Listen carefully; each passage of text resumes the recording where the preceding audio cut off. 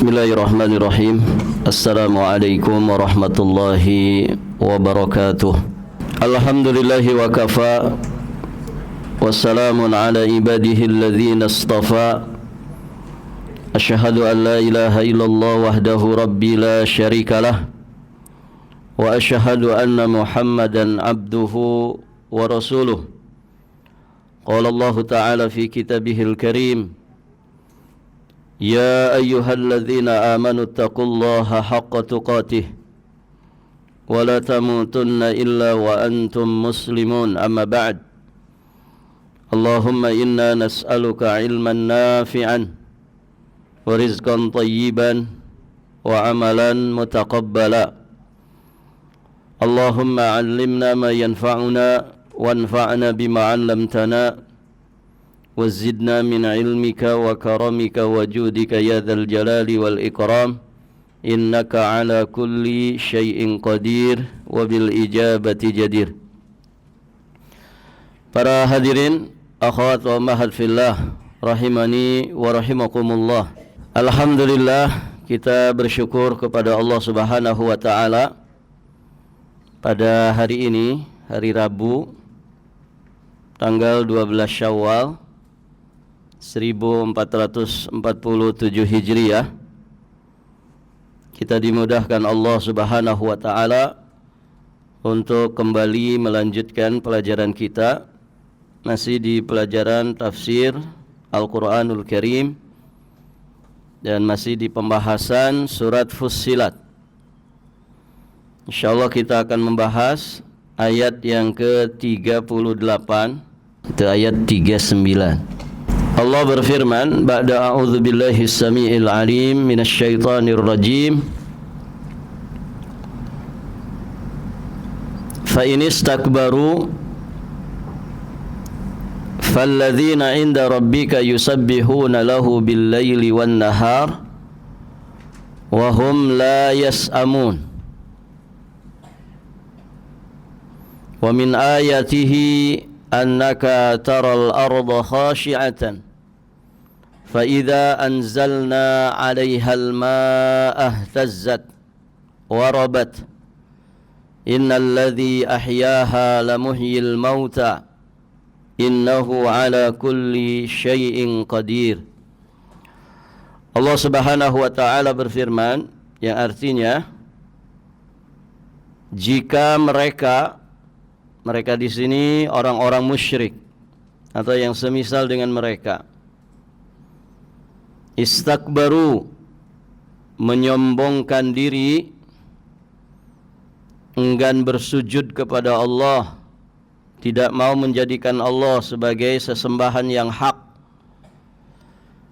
maka kata Allah, falladzina inda rabbika, maka mereka malaikat yang berada di sisi Rabbmu, yusabbihuna lahu bil-laili wan-nahar, senantiasa bertasbih kepadanya pada malam dan siang hari, wahum la yas'amun, dan mereka tidak pernah jemu. Taib, ibu-ibu yang dirahmati Allah, ayat ke-38 ini sejatinya merupakan bentuk tasliyah, hiburan hati bagi Nabi sallallahu alaihi wa alihi wasallam. Yakni jika mereka orang-orang kafir, orang-orang musyrik itu masih menyombongkan diri mereka, tidak mau beriman, tidak mau menjadikan Allah satu-satunya sesembahan, tidak mau ruku dan sujud kepada Allah, jika mereka tidak mau mengikuti tuntunan dakwah Rasulullah, maka janganlah kecewa. Janganlah kecewa. Mengapa demikian? Karena Allah itu maha sempurna. Kemahasempurnaan Allah Subhanahu wa taala dengan semua nama, semua sifat dan semua perbuatannya. Jadi Allah itu tetap maha sempurna walaupun makhluk-makhluk ciptaannya tidak mau menjadikannya sebagai sesembahan. Ya apalagi sebagian makhluknya seperti orang-orang kafir dan musyrik ini. Seandainya seluruh makhluknya itu durhaka, tidak mau taat kepada Allah, maka Allah itu tetap Rabb yang maha sempurna. Sempurna dengan seluruh nama-namanya, sempurna dengan seluruh sifat-sifat dan juga perbuatan-perbuatannya. Kesombongan manusia itu tidak akan pernah mengurangi keagungan Allah sama sekali. Kesombongan manusia yang tidak mau menjadikan Allah sebagai sesembahan, sebagai Tuhan yang hak, sama sekali tidak akan mengurangi kemahakuasaan, kemahaagungan Allah sama sekali. Kerajaan Allah tidak akan pernah berkurang dengan kedurhakaan manusia. Maka Nabi SAW beliau bersabda, Allah berfirman, Ya ibadi, law anna awwalakum wa akhirakum wa insakum wa jinnakum kanu ala afjari qalbi rajulin wahidin minhum ala afjari qalbi rajulin wahid ma naqasa dzalika min mulki syai'a. Wahai para hambaku, kata Allah, seandainya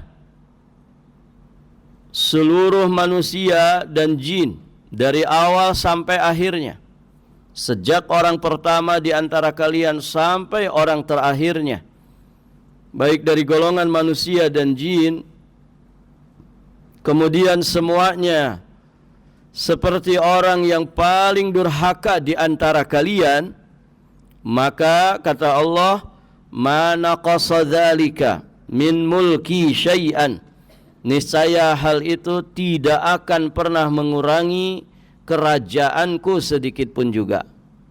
Nah, di sini sahih riwayat Imam Muslim dari sahabat yang mulia Abu Dzar Al-Ghifari radhiyallahu taala anhu. Jelas Ibu ya? Jadi kemahasempurnaan Allah itu abadi. Kemahakuasaan Allah itu abadi. Seandainya seluruh makhluk yang mukallaf, bangsa jin atau manusia, semuanya berhati busuk, mereka jahat, durhaka, mereka tidak menyembah Allah Subhanahu wa taala, maka itu tidak akan pernah mengurangi kerajaan Allah sedikit pun. Ini akidah yang harus kita yakini, bahwa Allah itu maha sempurna, kekuasaannya, kerajaannya, kemahabesarannya tidak akan pernah terkurangi oleh kedurhakaan dan kesombongan manusia. Dan dari sini juga kita memahami bahwa sejatinya ibadah kita kepada Allah Azza wa Jalla itu adalah murni kebutuhan kita. Kebutuhan. Dan ini yang harus ditanamkan. Orang itu kalau merasa butuh, maka biasanya akan semangat, kan begitu? Ya tidak Ibu? Orang kalau sudah memiliki perasaan merasa butuh terhadap sesuatu, maka dia akan kejar sesuatu itu dengan segala jerih payahnya, dengan segala perjuangan dan juga pengorbanannya. Allah itu maha kaya, Allah itu maha kuasa, maha besar. Maka sejatinya Allah tidak butuh kepada ibadah kita. Kitalah yang sejatinya butuh beribadah kepada Allah. Maka kalau orang tidak beribadah kepada Allah, berarti dia tidak memenuhi kebutuhannya. Dan orang yang tidak memenuhi kebutuhannya, biasanya hidupnya gimana Bu? Kalau kita tidak memenuhi kebutuhan diri kita sendiri, hidupnya biasanya seperti apa? Hidup kita akan menderita, sengsara, kan begitu. untuk selanjutnya binasa. Jadi orang tuh kalau nggak ibadah ya binasa, lahir batinnya, dunia akhiratnya. Karena itu kebutuhan mendasar dalam hidup, beribadah kepada Allah Azza wa Jalla. Taib, ibu-ibu yang dirahmati Allah. Jadi harus ditanamkan di dalam diri kita bahwa kita sejatinya yang membutuhkan Allah. Kita sejatinya yang membutuhkan ibadah. Kita sejatinya yang membutuhkan untuk taat kepada Allah Subhanahu wa ta'ala. Karena Allah itu maha kuasa, Allah itu maha perkasa, maha kaya. Kalaupun kita enggak ibadah, Allah enggak rugi, kita sendiri yang rugi. Baik, ibu-ibu yang dirahmati Allah. Kemudian Allah menegaskan, falladzina inda rabbika yusabbihuna lahu bil-laili wan-nahari wa hum la yas'amun. Nah, di sini Allah menegaskan bahwa ada makhluk di sisinya, yaitu para malaikat yang senantiasa bertasbih kepadanya pada malam dan siang hari tanpa lelah dan jemu. Mereka itu ibadun mukramun, hamba-hamba yang Allah Subhanahu wa ta'ala muliakan. Mereka itu makhluk-makhluk yang muqarrabun, yang sangat dekat dengan Allah Subhanahu wa ta'ala. Di ayat yang lain, surat Az-Zumar ayat ke-75, Allah Subhanahu wa ta'ala berfirman, wa taral malaikata hafina min haulil arsy yusabbihuna bihamdi rabbihim wa qudiya bainahum bil haqq wa qila alhamdulillahi rabbil alamin. Dan kau Muhammad akan melihat para malaikat melingkar di sekeliling arsy. Apa yang mereka lakukan? Bertasbih sambil bertahmid, bertasbih sambil memuji Allah mereka. Lalu diberikan keputusan di antara mereka, yakni di antara hamba-hamba Allah secara adil, dan dikatakan alhamdulillahi rabbil alamin. Segala puji hanya milik Allah Rabbul Alamin. Baik, ibu-ibu yang dirahmati Allah, kita lanjutkan.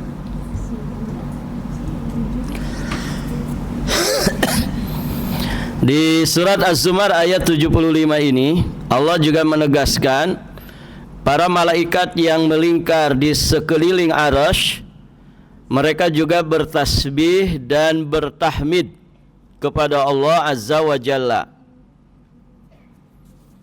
Taib. Nah, di sini juga mengandung pelajaran bagi kita semua. Kalau kita ingin menjadi ibadun mukramun, hamba-hamba yang mulia, hamba-hamba yang dekat dan didekatkan oleh Allah Subhanahu wa ta'ala kepada dirinya, maka jadilah kita ahli zikir. Apa bu? Jadilah kita ahli zikir yang senantiasa bertasbih, bertahmid kepada Allah Subhanahu wa ta'ala. Ahli zikir ya berarti orang yang senantiasa mengingat Allah, baik dengan hatinya, dengan lisannya, juga dengan amal perbuatannya. Zikir itu kan ingat, asalnya adalah ibadah hati. Ya, jadi kalau orang sedang berzikir lisannya, tapi hatinya lalai, maka sejatinya zikirnya belum sempurna. Karena zikir itu asalnya adalah ibadah hati. Ingat kepada Allah Subhanahu wa ta'ala dengan segala kemahakuasaan dan kemahabesarannya. Maka cukup orang itu sejatinya dikatakan berzikir kepada Allah ketika hatinya selalu merasa diawasi Allah, selalu mengingat Allah dalam segala keadaannya. Akan lebih istimewa lagi ketika juga lisannya ikut berzikir. anggota badannya, zahirnya juga ikut berzikir kepada Allah Subhanahu wa ta'ala. Maka jika dipadukan antara zikir hati, zikir lisan, dan juga amal perbuatan, maka berarti kita ada di level ahli zikir. Dan zikir yang seperti ini harus diperbanyak, ya, sebagaimana perintah dari Allah. Perintah berzikir itu adalah zikran katsiran. Berzikirlah dengan zikir yang banyak. Zikir yang banyak. Jadi hitungannya juga harus banyak. Jangan mencukupkan hanya dengan wirid ba'das shalah. Tapi juga di luar itu. Ya, kita sering memberikan contoh, ibu-ibu yang dirahmati Allah. Ibu kalau perjalanan dari rumah ke sini sambil berzikir, itu luar biasa. Sambil istighfar bisa dapat ribuan kali. Nah, itu zikron katsira. Nanti pulangnya pun demikian. Barakallahu fikum. Di rumah zikir, di masjid kita zikir, di pasar kita zikir, di semua tempat, di segala keadaan, kecuali yang memang dikecualikan dalam syariat. Supaya apa? Supaya kita merasa dekat, merasa dekat kepada Allah. Orang itu kalau mencintai sesuatu, maka pasti dia dawamu dzikri. Dia biasanya sering menyebut-nyebutnya. Begitu kan, Ibu? Ya, sesama kita saja kan begitu. Ibu cinta sama suami kan begitu. Mau makan, ingat suami. Mau minum, ingat suami. Sedang tidur, ingat suami. Kan begitu. Walaupun dia jauh sedang di tempat pekerjaannya, tapi dia selalu mengingatnya. Kenapa? Karena ada rasa cinta.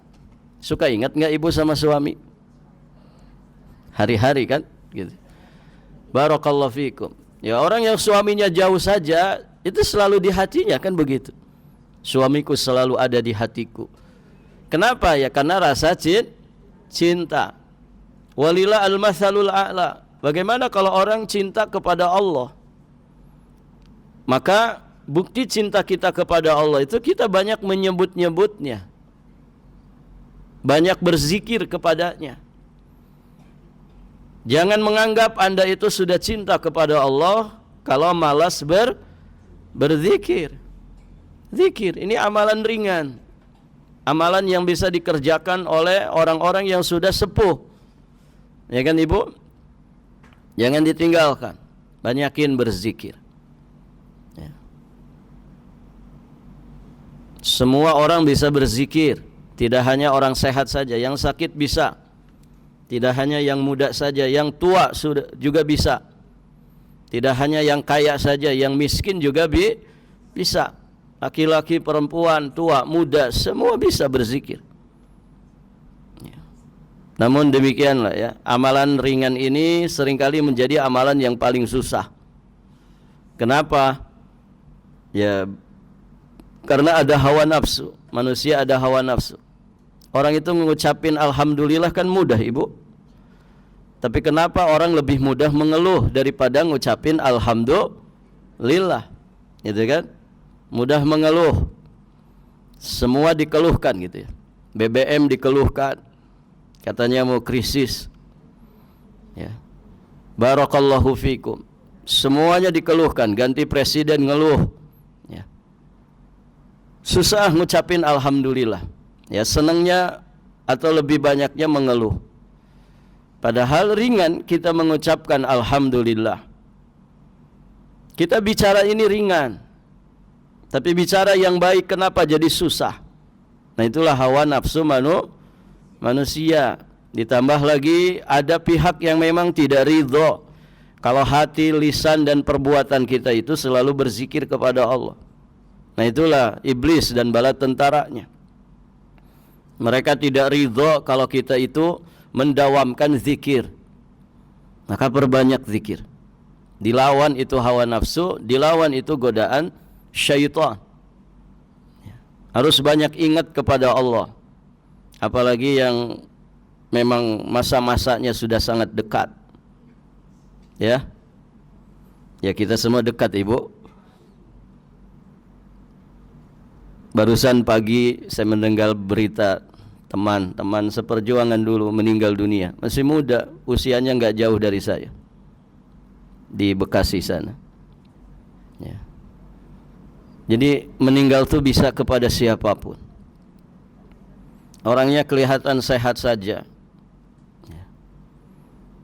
Tapi ternyata bisa meninggal dunia. Masih muda, belum usia 50 kayaknya. Masih kepala 4. Meninggal. Saudara kita juga ada yang meninggal kan, Ibu ya? Jamaah kita. Ya, Ibu ya? Rahimahallah rahmatan wasi'ah. Ya, wa adkhalahallah fasiha jannati. Ya, semoga wafatnya wafat yang husnul khatimah. Allah menerima setiap amalannya dan Allah mengampuni segala dosa-dosanya. Nah, perbanyak zikir. Ya, supaya apa? Supaya kita tidak menyesal di kemudian hari. Ibunda Aisyah pernah menyampaikan, berbahagialah orang yang ketika mendapatkan catatan amalnya itu dipenuhi dengan istighfar. Istighfar itu ringan loh, Ibu. Astagfirullah. Ringan banget. 1 menit Ibu bisa dapat ratusan istighfar. Astagfirullah wa atubu ilaih. Astagfirullah wa atubu ilaih. Itu 1 menit bisa ratusan. Ya. Tapi kenapa lidah ini begitu berat? Lidah ini begitu keluh. Ya, untuk berzikir kepada Allah dengan beragam kalimat-kalimat zikir. Ada istighfar, ada tasbih, takbir, tahmid, tahlil, ada hauqalah. Banyak sekali kalimat zikir. Ya, dan satu-satu harus kita berusaha mengamalkannya. Nah, hidup ini harus dipenuhi dengan zikir. Karena ibadah ini yang bisa kita amalkan di segala keadaan, di semua tempat. Ya, pengecualiannya kan sedikit saja. Hanya ketika kita di WC, lisan kita terhalang dari zikir, kemudian saat kita berhubungan badan, ya, itu kan pengecualian yang sedikit saja. Kan gak hari-hari kita di WC, gak hari-hari juga kita berhubungan badan, kan begitu. Di segala tempat, di segala keadaan, tidak terbatas pada ruang lingkup tertentu. Beda dengan sholat. Ibu kalau sholat zuhur saat ini bisa nggak? Nggak bisa kan? Ada waktunya, ada batasannya. Zakat setahun sekali, begitu kan? Maka amalan zikir ini luar biasa. Ketika dia diikutkan kepada amalan-amalan yang lain, maka menjadikan amalan itu sempurna di sisi Allah Subhanahu wa ta'ala.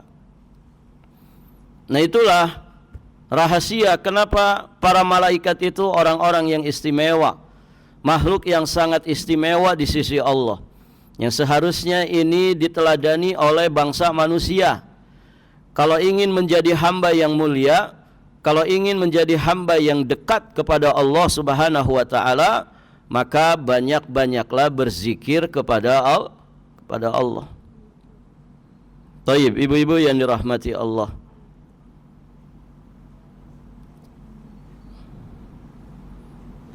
Ayat berikutnya, ayat ke-39. Itu dikoreksi, Bu, bukan 40. Ayat 39. Allah berfirman, wa min ayatihi, dan di antara sebagian dari tanda-tanda kebesaran Allah, annaka, sesungguhnya engkau taral arda khasyiatan, melihat bumi kering dan tandus, fa idza anzalna 'alaihal ma'a, Kemudian apabila kami menurunkan air ke atasnya, maksudnya menurunkan air hujan padanya, ihtazzat, maka bumi tandus itu pun menjadi hidup, warabat, menjadi subur. Innalladzi ahyaha, sesungguhnya zat yang menghidupkannya, la muhyil mauta, pasti dapat menghidupkan yang mati. Innahu ala kulli syai'in qadir, sesungguhnya dia maha kuasa atas segala sesuatu. Baik, ibu-ibu yang dirahmati Allah, di dalam ayat yang mulia ini Allah mengingatkan makhluknya atas kesempurnaan, kekuasaan dan juga keesaannya, dan bahwa Allah itu maha kuasa atas segala sesuatu, tidak ada tandingan baginya. Nah, peringatan Allah ini Allah sampaikan di dalam ayat ini dengan menyebutkan sebagian dari tanda-tanda kekuasaannya. Apa itu? Yakni menghidupkan bumi yang mati, menghidupkan bumi yang tandus dengan air hujan. Taib, ibu-ibu yang dirahmati Allah, ya, semua memahami ini, semua menyaksikan fenomena alam yang sangat menakjubkan ini. Ketika bumi itu tandus, kemudian Allah turunkan hujan, maka bumi itu menjadi hidup, bumi itu menjadi subur. Ya kan ibu? Yang paling mudah kita bisa menyaksikannya bersama, ibu kalau punya tanaman di sekitar rumah, kemudian ibu jangan siram 3 hari atau 4 hari. Ya, bagaimana keadaannya? Menjadi layu, kan begitu? Menjadi layu, akhirnya barakallahu fikum menguning, daun-daunnya setelah menguning akhirnya mengering, dan berikutnya akhirnya mati. Tapi coba saat melayu itu ibu siram, disirami dengan air potnya, gitu kan? Maka barakallahu fikum, sore hari misalkan kita siram, di pagi hari kita sudah melihat tanaman itu begitu segar, begitu kan? Daun-daunnya kembali apa? Ya, kembali megar, ya, tidak layu. Lawannya layu apa? Segar. Barakallahu fikum. Sama manusia juga kan begitu. Sedang lapar dengan sudah kenyang, beda tidak? Beda tidak ibu? Beda kan? Kalau suami sering ngomel-ngomel, tandanya apa tuh? Sedang lapar, gitu. Coba dikasih makan, jempek dia, diam dia, kan begitu. Orang puasa dengan orang puasa beda kan? Beda. Ya, maka puasa itu bukan sekedar nahan lapar, tapi juga nahan amarah, kan gitu. Karena cenderung orang lapar itu mudah marah, ya. Senangnya ngomel-ngomel, rungsing. Kenapa? Perutnya kok kosong. Taib, ibu-ibu yang dirahmati Allah. Ini perbedaan ini, fenomena ini sangat-sangat dipahami manusia. Ya, mereka menyaksikannya secara langsung. Bagaimana keadaan bumi yang tandus itu akan menjadi hidup, menjadi subur, ya, dengan disirami air. Kalau bagian bumi yang tandus yang paling nampak dalam skala besar, ya, kita lihat, ya, kalau ibu umroh misalkan di perjalanan Mekah Madinah, itu kan saat ini sudah mulai kelihatan ibu, ya, rumput-rumput hijau di sela-sela bukit-bukit batu atau di pinggir-pinggir jalan, nampak sekali. Kenapa itu? karena curah hujannya menjadi ada. Mungkin sebelumnya hujan 1 tahun hanya 1 kali, tapi ketika sering hujan itu, mungkin sebulan sekali, maka bumi tandus itu akan berubah menjadi hidup. Bumi tandus akan berubah menjadi hijau dan subur. Dan begitu. Ya, walaupun subur dan hijaunya bumi Arab itu ya memiliki makna tersendiri. Ya, di antara maknanya berarti semakin dekat kiamat. Karena salah satu di antara tanda kiamat itu ya Jazirah Arab kembali menjadi kawasan yang subur dan hijau dengan pepohonan dan juga dengan tumbuh-tumbuhan. Baik, ibu-ibu yang dirahmati Allah. Nah, ini diantara sebagian dari tanda-tanda kekuasaannya. Sebagian dari tanda-tanda kekuasaannya. Berarti masih banyak tanda-tanda yang lain. Baik, ibu-ibu yang dirahmati Allah. Nah, fenomena alam ini menegaskan bahwa Allah Ta'ala Maha Kuasa atas segala sesuatu, termasuk menghidupkan kembali manusia yang telah menjadi tanah untuk dibangkitkan pada hari kiamat nanti. Begitu, Bu.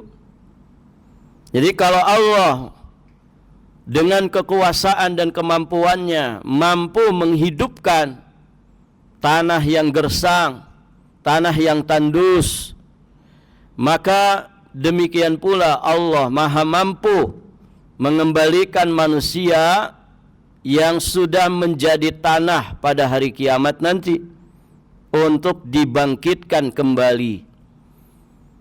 Jadi zat yang mampu menghidupkan tanah yang mati pasti mampu menghidupkan kembali manusia yang telah menjadi tulang belulang, telah bersatu dengan tanah. Allah Maha mampu menghidupkan orang yang mati. Kenapa demikian? Karena memang tidak ada perbedaan antara hidup dan tumbuhnya pepohonan, tumbuh-tumbuhan, dengan hidup dan tumbuh berkembangnya manusia, yaitu sama-sama hidup dan berkembang dengan air. Begitu kan, Ibu? Kita diciptakan dari apa, Bu? Dari air kan? Anggota badan kita ini, tubuh kita, fisik kita itu didominasi oleh apa? Oleh air. Kan begitu? Maka orang kalau kekurangan air bahaya, mengancam kehidupannya. Dia bisa tahan tidak makan mungkin berapa hari, tapi dia tidak bisa bertahan lama tanpa air. Menunjukkan bahwa manusia itu diciptakan dari air. Manusia hidup, tumbuh, berkembang dengan air. Maka kalau tanah tandus itu menjadi hidup dengan air hujan pun demikian. Allah Maha mampu untuk menghidupkan kembali manusia yang sama-sama dari air atau dengan air. Nah, itu ibu-ibu yang dirahmati Allah. Manusia kan nanti bersatu dengan tanah, menjadi tulang belulang, hancur, tersisa tulang ekor saja, kan begitu. Maka menghidupkannya pun dengan air. Nanti akan dibangkitkan oleh Allah Subhanahu wa ta'ala. Taib, ibu-ibu yang dirahmati Allah. Di dalam ayat yang lain, Allah Subhanahu wa ta'ala menegaskan tentang kemahakuasaannya dalam masalah ini. Di surat Ar-Rum ayat 27, Allah Subhanahu wa ta'ala berfirman, wa huwa alladhi yabda'ul khalqa thumma yu'iduh wa huwa ahwanu alaih. Dialah Allah yang memulai penciptaan kemudian mengembalikannya, yakni menghidupkannya kembali setelah kehancurannya. Wa huwa ahwanu alaih, Dan hal itu yakni menghidupkan kembali apa yang sudah diciptakan oleh Allah, itu kata Allah lebih mudah baginya. Wa huwa ahwanu alaih. Menciptakan makhluk dari sebelumnya tidak ada itu mudah bagi Allah. Apalagi mengadakan yang sudah ada. Menciptakan sesuatu, menciptakan kembali sesuatu yang sebelumnya sudah ada. Jelas lebih mudah bagi Allah. Lebih-lebih dengan kemahakuasaannya, Allah itu ketika menghendaki sesuatu, Allah hanya cukup mengatakan kun, jadilah, fayakunu, maka jadilah sesuatu itu. Di surat Yasin ayat 82 Allah berfirman, innama amruhu idza arada syai'an ayyaqula lahu kun fayakun. Sesungguhnya urusannya apabila dia menghendaki sesuatu, dia hanya berkata kepadanya, jadilah, kun fayakun, maka jadilah sesuatu itu. Mudah bagi Allah, tidak ada yang berat, tidak ada yang susah bagi Allah Azza wa Jalla. Kemudian ibu-ibu yang dirahmati Allah, pelajaran terakhir dari ayat ke-39 ini, ayat ini jelas menanamkan keyakinan pada manusia untuk tidak meragukan kekuasaan Allah dalam menghidupkan kembali makhluknya setelah kematian. Sekaligus juga menjawab keraguan tentang hari kebangkitan dan meragukan adanya yaumul ba'ts, hari kebangkitan, itu termasuk kekufuran. Za'amal ladzina kafaru alla yub'atsu qul bala wa rabbi latub'atsunna tsumma latunabba'unna bima 'amiltum wa dzalika 'ala Allahi yasir. At-Taghabun ayat ke-7. Za'amal ladzina kafaru, orang-orang kafir menyangka bahwa mereka itu tidak akan dibangkitkan. Berarti orang beriman yakin kepada adanya hari kebangkitan. Dan ini menunjukkan bahwa mengingkari hari kebangkitan itu termasuk kekufuran. Nah, ayat ini juga sekaligus menjadi jawaban keraguan tentang adanya hari kebangkitan, bahwa zat yang mampu menghidupkan bumi tentu lebih mampu menghidupkan manusia yang telah hancur jadi tanah. Taib. Kita dengan bumi besar mana, Bu? Besar bumi. Kita ini bagian kecil dari bumi, ya kan? Kalau kita dibandingkan dengan bumi, ya perbandingannya kecil banget. Ada yang sudah pernah keliling bumi? Belum kan? Nah begitu, artinya bumi ini begitu besar. Kalau bumi yang tandus itu bisa Allah kemudian hidupkan, suburkan, apalagi menghidupkan lagi manusia, ya makhluk kecil. Taib, ibu-ibu yang dirahmati Allah.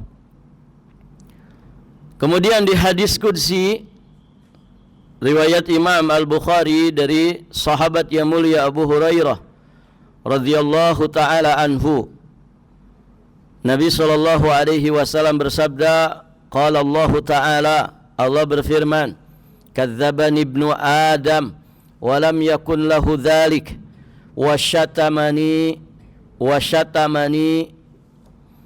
wa lam yakun lahu dzalik fa amma takdzibuhu iyaya fa qawluhu lan yu'idani kama bada'ani wa laysa awwalul khalqi bi ahwana alayya min i'adatihi wa amma syatmuhu iyaya fa qawluhu ittakhadallahu waladan wa anal ahadus samad alladzi lam alid wa lam ulad wa lam yakul li kufuwan ahad. Allah Ta'ala berfirman, anak Adam telah berbohong kepadaku dan mencelaku. Anak Adam telah berbohong kepadaku dan mencelaku. Padahal kebohongan dan celaan itu tidak pernah ada pada diriku. Fa amma takdzibuhu iyaya, adapun kebohongan mereka terhadapku, fa qauluhu, yakni ucapan mereka, lan yu'idani kama bada'ani. Nah, ini yang sesuai pembahasan kita. Allah tidak akan pernah mengembalikanku sebagaimana Dia menciptakanku. Berarti ini kebohongan orang-orang kafir. Kebohongan orang-orang kafir, di mana mereka meragukan kekuasaan Allah untuk membangkitkan kembali manusia. Begitu kan? Di ayat-ayat yang lain ditegaskan, ya, bagaimana yang sudah hancur tulang belulang kemudian bisa menjadi utuh lagi. Nah, mereka meragukan itu tentang, ya, kejadian hari kebangkitan. Nah, ini sejatinya takdzibnya Bani Adam kepada Allah, kebohongan mereka terhadap Allah. Wa amma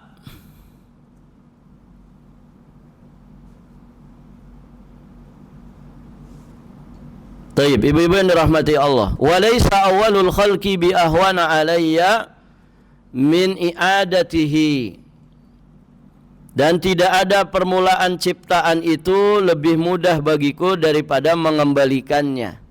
Jadi yang proses awal saja menciptakan sesuatu yang sebelumnya tidak ada jadi ada, itu mudah bagi Allah, tidak berat bagi Allah. Maka apalagi i'adahnya, apalagi proses mengembalikannya kembali, tentu lebih mudah bagi Allah Subhanahu wa ta'ala. Nah, ini takdzibnya Bani Adam kepada Allah. Adapun syatamnya, wa amma syatmuhu iyaya, adapun celaan mereka terhadapku adalah ucapan mereka, ittakhadallahu walada.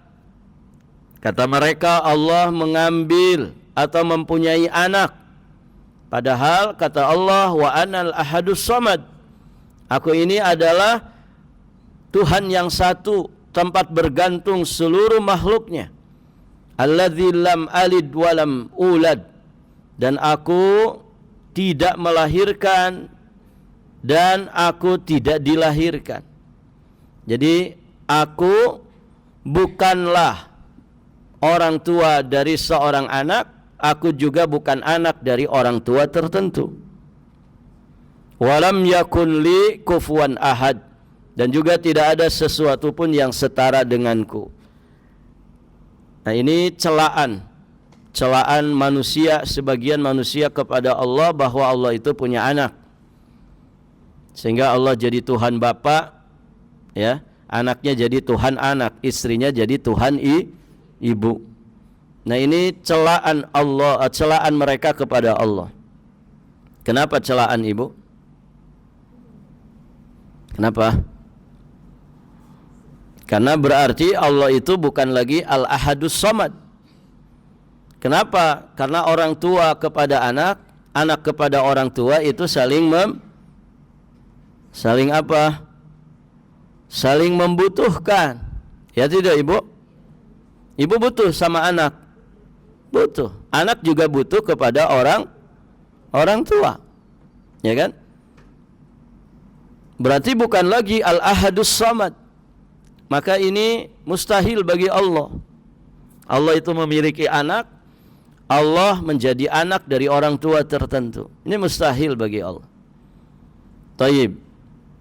Karena menunjukkan berarti Allah itu tidak maha sempurna, tidak maha kuasa, masih membutuhkan yang lainnya. Bagaimana Tuhan membutuhkan yang lain? Ya bukan Tuhan berarti, enggak ada sifat ketuhanan. Tuhan itu harus samad, as-samad, berdiri sendiri, al-qayyum, tempat bergantung seluruh makhluknya.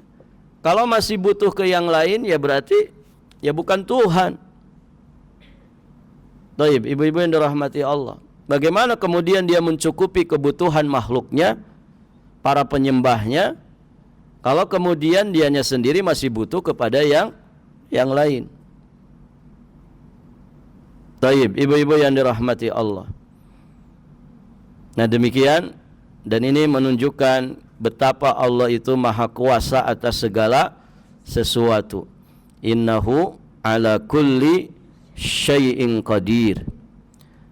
Baik, ibu-ibu yang dirahmati Allah, alhamdulillah dua ayat ini sudah selesai kita bahas.